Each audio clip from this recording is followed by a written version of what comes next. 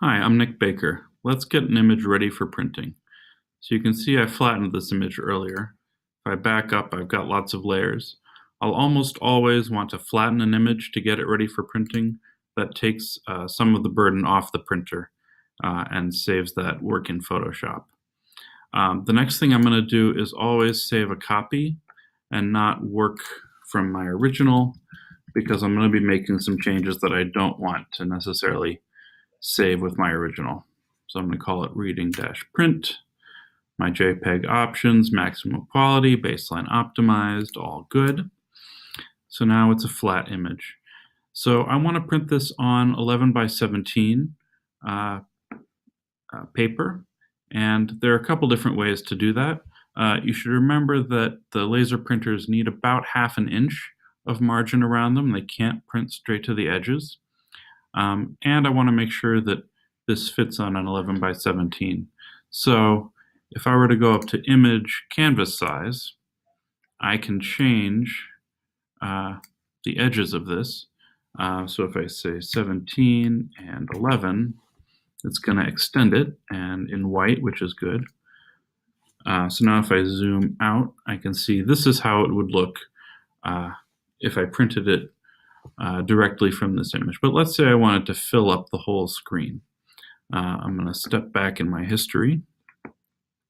The first thing I want to do is resize my image so that it's closer to the 11 by 17. And this is where I want to keep this separate from my other work.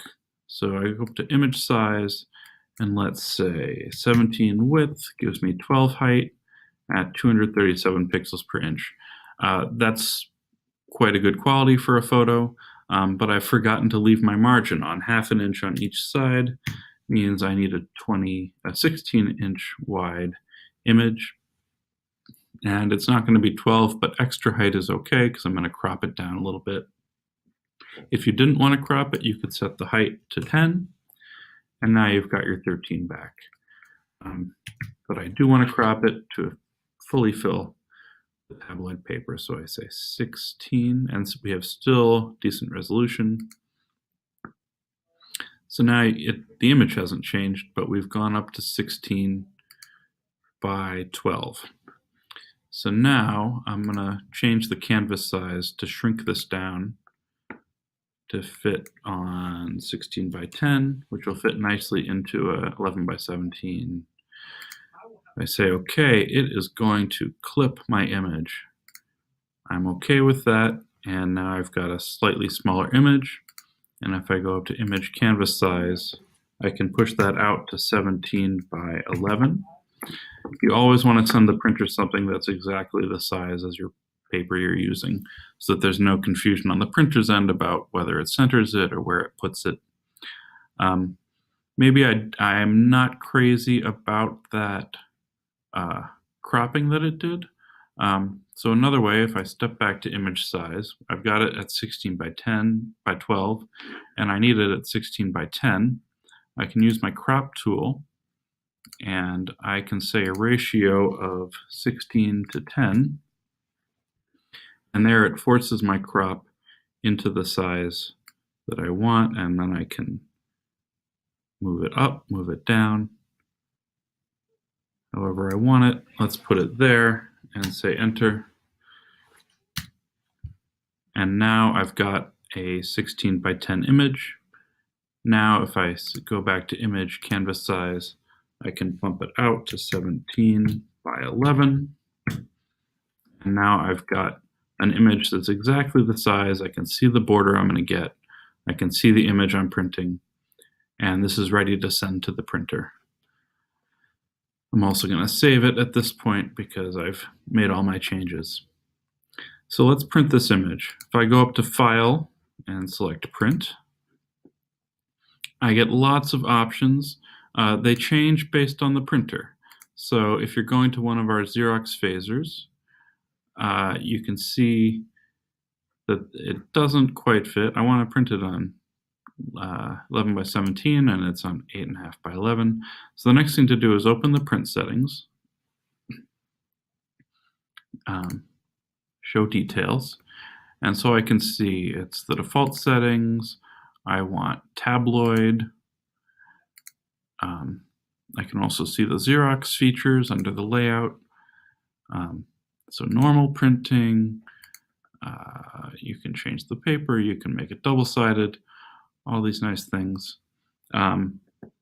Typically you want to stick with the defaults. So let's say save. ColorSync may produce different results. So different things handle colors differently, whether it's Photoshop or the printer. So first I'm going to change my layout from portrait to landscape. So that looks better. And now I can go in here and change from printer to Photoshop, because I want to control the colors here and not use whatever the printer thinks is right. This is also where you can change to match your paper. If we have a profile loaded for your paper, which we do, I don't have that on this computer, but you could select Gallery Pearl or Enhanced Matte. I'm going to stick with Adobe RGB 1998. That's a pretty common standard. Normal printing is good. And your rendering intent, I usually stick with perceptual and no black point compensation. That is typically the easiest. You can try other ones and see if there's a difference. I've never been able to see the difference visually, so I usually stick with perceptual, and I don't adjust to compensate for the black point. There are some other bits in here. I want it centered. I want it at 100%. So it's not scaling. I'm going to get exactly what I put in. And then I can go to, say, print. And some clipping will occur.